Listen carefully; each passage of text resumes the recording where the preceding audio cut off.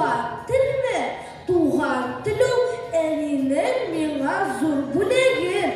Ол меңа әнінің көкірек сүті ашар. Әнеге дәу әнінің көкірек сүті аша кірген. Менің тілім анам тілінде ашылған. Туған тілімде бишік жырлары, әкиятлер тыңлап өстім. Шының ішінде ол меңа бен якын. Мені самый шақтану Ғабдулла Тукайның «И туған тіл жырын жырлап йоклатқанлар». Тәуәтейім бізге, балалар, бір қашанда өз тіліңізді ұнытмаңыз.